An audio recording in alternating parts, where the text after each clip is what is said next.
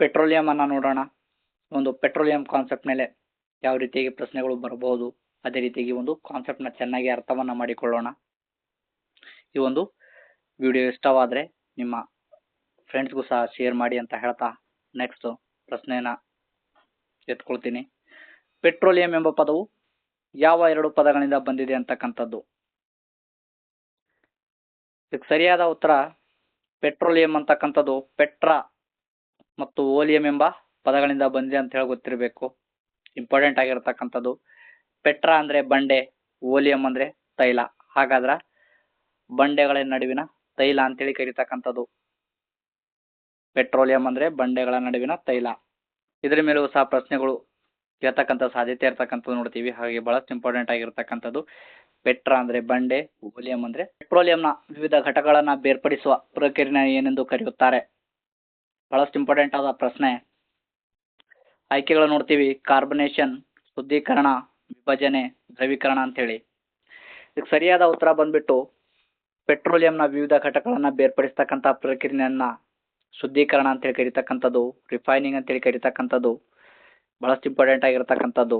ಹಾಗಾದ್ರ ಈ ಒಂದು ಪೆಟ್ರೋಲಿಯಂ ಅಂತಕ್ಕಂಥದ್ದು ಒಂದು ಸಂಕೀರ್ಣ ಮಿಶ್ರಣವಾಗಿದ್ದು ಇದನ್ನ ರಿಫೈನರಿಗಳಲ್ಲಿ ಸ್ವೀಕರಿಸಲಾಗುತ್ತದೆ ಅಂತ ಹೇಳಿ ನಮ್ಗೆ ಗೊತ್ತಿರಬೇಕು. ಬಹಳಷ್ಟು ಇಂಪಾರ್ಟೆಂಟ್ ಆಗಿರತಕ್ಕಂಥದ್ದು.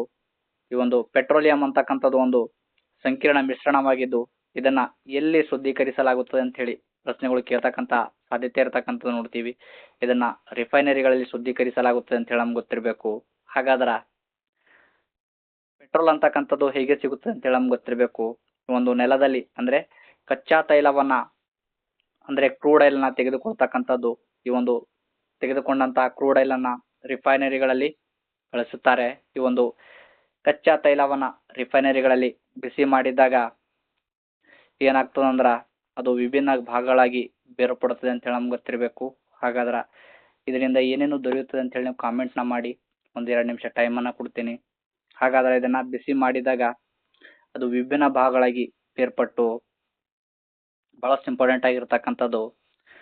ಪ್ರತಿಯೊಂದು ಭಾಗವು ಪ್ರತ್ಯೇಕವಾಗಿ ಮಾಡಿ ಸಂಗ್ರಹಿಸಿದಾಗ ನಮಗೆ ಅಂತಿಮವಾಗಿ ದೊರೀತಕ್ಕಂಥದ್ದು ಬಹಳಷ್ಟು ಇಂಪಾರ್ಟೆಂಟ್ ಆಗಿರತಕ್ಕಂಥದ್ದು ಪೆಟ್ರೋಲ್, ಡೀಸೆಲ್, ಕೆರೋಸಿನ್, LPG ಅನಿಲ ಮತ್ತು ಬಿಟುಮೆನ್ ದೊರೀತಕ್ಕಂಥದ್ದು ಬಹಳಷ್ಟು ಇಂಪಾರ್ಟೆಂಟ್ ಆಗಿರ್ತಕ್ಕಂಥದ್ದು. ಇದ್ರ ಮೇಲೆ ಹೊಸ ಪ್ರಶ್ನೆಗಳು ಬರ್ತಕ್ಕಂಥ ಸಾಧ್ಯತೆ ಇರತಕ್ಕಂಥದ್ದು ನೋಡ್ತೀವಿ. ನೆಕ್ಸ್ಟ್, ವಿಮಾನಗಳಲ್ಲಿ ಇಂಧನವಾಗಿ ಕೆಳಗಿನ ಯಾವುದನ್ನ ಬಳಸಲಾಗುತ್ತದೆ. ವಿಮಾನಗಳಲ್ಲಿ ಇಂಧನವಾಗಿ ಈ ಕೆಳಗಿನವುಗಳಲ್ಲಿ ಯಾವುದನ್ನ ಬಳಸಲಾಗುತ್ತದೆ ಅಂತಕ್ಕಂಥದ್ದು. ಆಯ್ಕೆಗಳು ನೋಡ್ತೀವಿ. ಡೀಸೆಲ್, ಪೆಟ್ರೋಲ್, ಸೀಮೆ ಎಣ್ಣೆ, ಜೆಟ್ ಇಂಧನ, ಬಿಟುಮೆನ್ ಅಂತ ಹೇಳಿ ನೋಡ್ತೀವಿ. ಇದಕ್ಕೆ ಸರಿಯಾದ ಉತ್ತರ ಬಂದ್ಬಿಟ್ಟು ಸೀಮೆ ಎಣ್ಣೆ, ಕೆರೋಸಿನ್, ಜೆಟ್ ಇಂಜಿನ್ ಅಂತಕ್ಕಂಥದಕ್ಕೆ ಸರಿಯಾದ ಉತ್ತರ. ಈ ಒಂದು ವಿಮಾನಗಳಲ್ಲಿ ಪೆಟ್ರೋಲ್ ಅಥವಾ ಡೀಸೆಲ್ ಅನ್ನ ಬಳಸುವುದಿಲ್ಲ. ಮುಖ್ಯವಾಗಿ ಕೆರೋಸಿನ್ ಶುದ್ಧೀಕೃತ ರೂಪವನ್ನು ಬಳಸುತ್ತಾರೆ ಅಂತ ಹೇಳಿ ನಮ್ಗೆ ಗೊತ್ತಿರಬೇಕು. ಅಥವಾ ಜೆಟ್ ಫ್ಯೂಲ್, ETF ಇದನ್ನ ಸಹ ಬಳಸುತ್ತಾರೆ ಅಂತ ಹೇಳಿ ನಮ್ಗೆ ಗೊತ್ತಿರಬೇಕು. ETF ಅಂದ್ರೆ ಏವಿಯೇಷನ್ ಟರ್ಬೈನ್ ಫ್ಯೂಲ್ ಅಂತ ಹೇಳಿ ನಾವು ನೋಡ್ತೀವಿ. ಒಂದು ETF ಮತ್ತು ಜೆಟ್ ಫ್ಯೂಲ್ ಅನ್ನ ವಿಮಾನಗಳಲ್ಲಿ ಬಳಸುತ್ತಾರೆ ಅಂತ ಹೇಳಿ ನಮ್ಗೆ ಗೊತ್ತಿರಬೇಕು. ಕಾರಣ ಬಂದ್ಬಿಟ್ಟು ಈ ಒಂದು ಜೆಟ್ ಫ್ಯೂಲ್ ಆಗಿರ್ಬೋದು, ETF ಆಗಿರ್ಬೋದು, ಇವು ಹೆಚ್ಚಿನ ಎತ್ತರದಲ್ಲಿ ಹಾರಾಡ್ತಕ್ಕಂಥದ್ದು ನೋಡ್ತೀವಿ. ವಿಮಾನಗಳು ಈ ಒಂದು ಹೆಚ್ಚಿನ ಎತ್ತರದಲ್ಲಿ ಹಾರಾಡುವಾಗ ಕಡಿಮೆ ತಾಪಮಾನದಲ್ಲಿ ಚೆನ್ನಾಗಿ ಕೆಲಸ ಮಾಡ್ತಕ್ಕಂಥದ್ದು ಈ ಒಂದು ಫ್ಯೂಲ್ಗಳು. ಹಾಗಾಗಿ ಇವುಗಳನ್ನ ಬಳಕೆಯನ್ನ ಮಾಡುತ್ತಾರೆ ಅಂತ ಹೇಳಿ ನಮ್ಗೆ ಗೊತ್ತಿರಬೇಕು. ಅದೇ ರೀತಿಯಾಗಿ ಇವು ಶಕ್ತಿಯುತ ಮತ್ತು ಸುರಕ್ಷಿತ ದಹನ ಗುಣವನ್ನು ಹೊಂದಿರತಕ್ಕಂಥದ್ದು ನೋಡ್ತೀವಿ. ಒಂದು ETF ಮತ್ತು ಕೆರೋಸಿನ್, ಜೆಟ್ ಫ್ಯೂಲ್ಗಳು. ಅದೇ ರೀತಿಯಾಗಿ ನೆಕ್ಸ್ಟ್,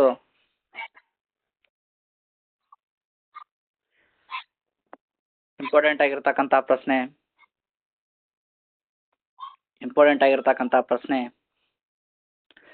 ಮೇಣದ ಬತ್ತಿಗಳು ಮತ್ತು ವ್ಯಾಸಲಿನ್ ತಯಾರಿಸಲು ಬಳಸುವ ಪೆಟ್ರೋಲಿಯಂನ ಘಟಕ ಯಾವುದು ಅಂತಕ್ಕಂಥದ್ದು.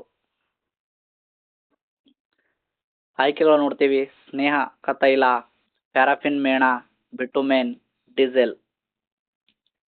ಸರಿಯಾದ ಉತ್ತರ ಬಂದ್ಬಿಟ್ಟು ಆಪ್ಷನ್ ನಂಬರ್ ಬಿ ಇದಕ್ಕೆ ಸರಿಯಾದ ಉತ್ತರ. ಪ್ಯಾರಾಫಿನ್ ಮೇಣ ಅಂತಕ್ಕಂಥದಕ್ಕೆ ಸರಿಯಾದ ಉತ್ತರ. ಈ ಒಂದು ಪ್ಯಾರಾಫಿನ್ ಮೇಣ ಅಂತಕ್ಕಂಥದ್ದು ಬಹಳಷ್ಟು ಇಂಪಾರ್ಟೆಂಟ್ ಆಗಿರ್ತಕ್ಕಂಥದ್ದು. ಇದು ಕೂಡ ಪೆಟ್ರೋಲಿಯಂನ ಉತ್ಪನ್ನ ಅಂತೇಳಿ ನಮ್ಗೆ ಗೊತ್ತಿರಬೇಕು. ಪೆಟ್ರೋಲಿಯಂ ಶುದ್ಧೀಕರಿಸಿದಾಗ ಇದು ದೊರೆಯುತ್ತದೆ ಅಂತೇಳಿ ನಮ್ಗೆ ಗೊತ್ತಿರಬೇಕು. ಹಾಗಾದ್ರೆ ಈ ಒಂದು ಪ್ಯಾರಾಫಿನ್ ಮೇಣ ಅಂತಕ್ಕಂಥದ್ದು ಬಣ್ಣವಿಲ್ಲದ ಮತ್ತು ವಾಸನೆ ಇಲ್ಲದ ಘನ ಪದಾರ್ಥ ಅಂತೇಳಿ ನಮ್ಗೆ ಗೊತ್ತಿರಬೇಕು. ಬಹಳಷ್ಟು ಇಂಪಾರ್ಟೆಂಟ್ ಆಗಿರ್ತಕ್ಕಂಥದ್ದು. ಇದು ಸುಲಭವಾಗಿ ಕರಗುತ್ತದೆ, ಅದೇ ರೀತಿಯಾಗಿ ಇದು ನೀರಲ್ಲಿ ಕರಗುವುದಿಲ್ಲ ಅಂತೇಳಿ ಗೊತ್ತಿರಬೇಕು. ಬಹಳಷ್ಟು ಇಂಪಾರ್ಟೆಂಟ್ ಆಗಿರ್ತಕ್ಕಂಥದ್ದು. ಇದು ಸುಲಭವಾಗಿ ಕರಗುವ ಮೆಲ್ಟಿಂಗ್ ಪಾಯಿಂಟ್ ಅನ್ನ ಹೊಂದಿದರೂ ಕೂಡ ಇದು ನೀರಿನಲ್ಲಿ ಕರಗುವುದಿಲ್ಲ, ಆದರೆ ಇದು ಎಣ್ಣೆಯಲ್ಲಿ ಕರಗುತ್ತದೆ ಅಂತೇಳಿ ನಮ್ಗೆ ಗೊತ್ತಿರಬೇಕು. ಹಾಗಾಗಿ ಇದನ್ನ ಮೇಣದ ಬತ್ತಿ ಅಂದ್ರೆ ಕ್ಯಾಂಡಲ್ ಅಂತೇಳಿ ಕರಿತಕ್ಕಂಥದ್ದು. ಕ್ಯಾಂಡಲ್ ನಾವು ಮನೆಯಲ್ಲಿ ಬಳಸ್ತೀವಲ್ಲ, ಆ ಒಂದು ಕ್ಯಾಂಡಲ್ ತಯಾರಿಕೆಯಲ್ಲೂ ಕೂಡ ಇದನ್ನ ಹೆಚ್ಚು ಬಳಕೆಯನ್ನ ಮಾಡ್ತಕ್ಕಂಥದ್ದು. ಅದೇ ರೀತಿಯಾಗಿ ಪ್ಯಾಕಿಂಗ್, ಕಾಸ್ಮೆಟಿಕ್ಸ್ ಮತ್ತು ಪಾಲಿಶ್ ತಯಾರಿಕೆಯಲ್ಲೂ ಕೂಡ ಈ ಒಂದು ಪ್ಯಾರಾಫಿನ್ ಮೇಣವನ್ನ ಬಳಸ್ತಕ್ಕಂಥದ್ದು. ತೇವಾಂಶದಿಂದ ಮತ್ತು ರಕ್ಷಣೆ ನೀಡಲು ಲೇಪನವಾಗಿ ಇದನ್ನ ಬಳಸುತ್ತಾರೆ ಅಂತ ಹೇಳಿ ಗೊತ್ತಿರಬೇಕು. ಬಹಳಷ್ಟು ಇಂಪಾರ್ಟೆಂಟ್ ಆಗಿರ್ತಕ್ಕಂಥದ್ದು. ಮೇಣದ ಬತ್ತಿಗಳನ್ನ ಈ ಒಂದು ಪೆಟ್ರೋಲಿಯಂನ ಉತ್ಪನ್ನವಾಗಿರ್ತಕ್ಕಂಥ ಪ್ಯಾರಾಫಿನ್ ಮೇಣದಿಂದ ತಯಾರಿಸ್ತಕ್ಕಂಥದ್ದು. ಹಾಗಾಗಿ ಮೇಣದ ಬತ್ತಿ ಮತ್ತು ವ್ಯಾಸ್ಲಿನ್ ತಯಾರಿಸಲು ಬಳಸ್ತಕ್ಕಂಥ ಪೆಟ್ರೋಲಿಯಂನ ಘಟಕ ಯಾವುದು ಅಂದ್ರೆ ಪ್ಯಾರಾಫಿನ್ ಮೇಣ, ಪ್ಯಾರಾಫಿನ್ ವ್ಯಾಕ್ಸ್ ಅಂತಕ್ಕಂಥದಕ್ಕೆ ಸರಿಯಾದ ಉತ್ತರ. ಮತ್ತು ನೈಸರ್ಗಿಕ ಅನಿಲದಿಂದ ಪಡೆಯುವ ಉಪಯುಕ್ತ ಪದಾರ್ಥಗಳನ್ನ ಏನೆಂದು ಕರೆಯುತ್ತಾರೆ ಅಂತಕ್ಕಂಥದ್ದು.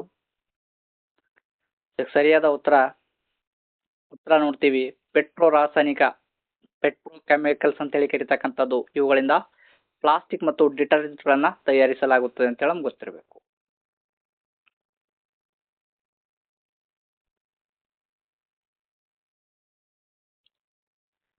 ನೈಸರ್ಗಿಕ ಅನಿಲ ಮತ್ತು ಸಂರಕ್ಷಣೆ ಬಹಳಷ್ಟು ಇಂಪಾರ್ಟೆಂಟ್ ಆಗಿರ್ತಕ್ಕಂತಹ ಕಾನ್ಸೆಪ್ಟು. ಈ ಒಂದು ಕಾನ್ಸೆಪ್ಟ್ನ ಚೆನ್ನಾಗಿ ಅರ್ಥವನ್ನ ಮಾಡಿಕೊಳ್ಬೇಕು. ಒಂದು ಕಾನ್ಸೆಪ್ಟ್ನ ಪ್ರಶ್ನೆಗಳ ಮುಖಾಂತರ ಅರ್ಥವನ್ನ ಮಾಡಿಕೊಳ್ಳೋಣ.